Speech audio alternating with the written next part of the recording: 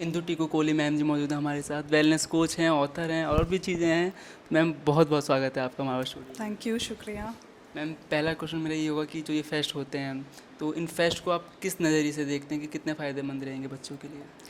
ये एक्चुअली ये क्रिएटिविटी का एक नेक्स्ट स्केल है। बच्चे जो है अपनी जो फैशन इंडस्ट्री में अपना सारा क्रिएटिविटी का या जो कहते हैं अपनी इनोवेशन जो जो भी वो सीखते हैं, I think this is the best way to bring it out in a beautiful form.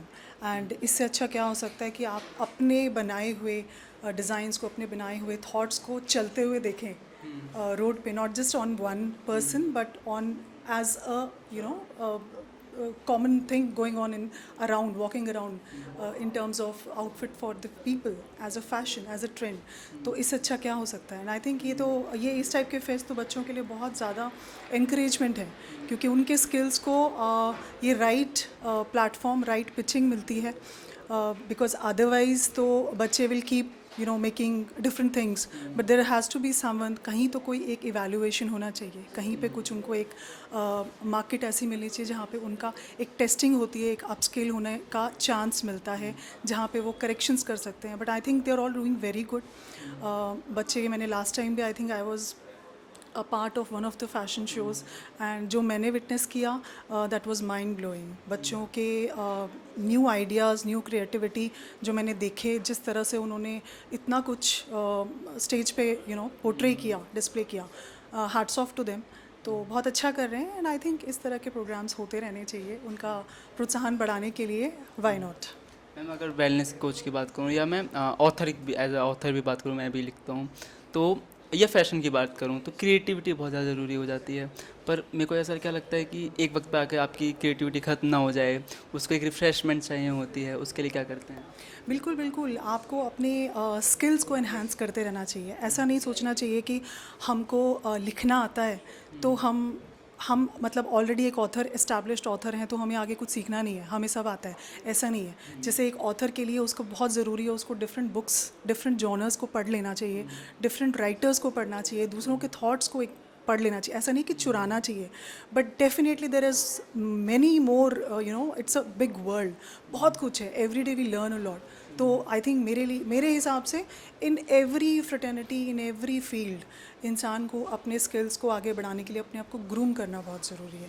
तो अपने स्किल्स को आगे और अपग्रेड करना ज़रूरी है। आजकल इतना कुछ, इतने कोर्सेज आ गए हैं, नई नई चीज़ें आ गई हैं। तो अगर हम अपनी पुराने ही थॉट्स में 90s या 80s के थॉट्स पे रुके रहते, तो आज की डेट में ये बॉलीवुड और फैशन और आईटी और साइंस और इनोवेशन वहीं ठप हो जाता। So that's how we have grown over the years that we have seen. आज की डेट में ये जो आप कर रहे हो, ये जो कैमरा है आपके पास, इसके अंदर इतने फीचर्स आ गए हैं, पहले नहीं थे, राइट? सो हमें स्टैंड स्टिल होना पड़ता था। आजकल आप देखोगे तो 5-6 अलग अलग जगहों पे सेटिंग होती है। सो वो फ्लेक्सिबिलिटी है, सो व्हाई नॉट? पर मैम अगर मैं अभी की बात करूँ, जैसे आपने कहा कि अब चेंज हो गई हैं चीज़ें, रील्स का वक्त है, शॉर्ट्स का वक्त है, सबको शॉर्ट में सब कुछ चाहिए। पर अगर ऑथर की बात करूँ तो उसको पूरी किताब लिखनी है। एक पेशेंस जो होता है आज के जनरेशन में कम होता जा रहा है, मुझ में भी पेशेंस कम है, तो उस पेशेंस को कैसे बरकरार? उसके लिए फिर हम लोग पिक्चर में आते हैं और हम लोग थोड़ा सा ज्ञान देते हैं और आपको उस हिसाब से ट्यून करते हैं, सो दैट जो भी लोग थोड़ा सा भटक जाते हैं उनको थोड़ा सा ट्रेन करना पड़ता है माइंड को, और थोड़ा सा लाइफ के साथ जुड़ाव लाना बहुत ज़रूरी है। बिकॉज आई थिंक अपनी मिट्टी से जुड़ना लोग भूल चुके हैं। लोग भाग रहे हैं, सिर्फ भागना चाहते हैं, सब कुछ नया अचीव करना चाहते हैं, मतलब बस ये मिल गया तो नेक्स्ट, वो मिल गया तो नेक्स्ट, एंजॉय नहीं करते हैं मोमेंट को। तो मेरे ख्याल से हर चीज़ को एक मोमेंट में, ठहराव में रह के, उसको पूरी तरह से, उसका पूर्ण रूप, उसका एक्चुअल जो एलिमेंट है, उसको एंजॉय करना चाहिए। और definitely, and then see life, how life is beautiful. Otherwise तो when you will keep running behind things, I think life is just then going to leave you behind, so you will not be able to enjoy things. So I think patience तो ये कुछ ऐसी चीज़ है जो कि हम खुद से ही इनकलकेट कर सकते हैं। उसमें दूसरा बंदा आपको बिठा के सिर्फ समझा सकता है, but ultimately it's depends upon person कि वो इस चीज़ को कैसे इंटीग्रेट करे अपनी लाइफ में, and that's what my job is. बहुत बहुत शुक्रिया। Thank you for having me, thank you so much. चलिए, और भी गेस्ट से मैं आपको मिलवाऊंगा। जब तक देखते रहिए of 24/7 Noida with video journalist Shivam Vivek Yadav.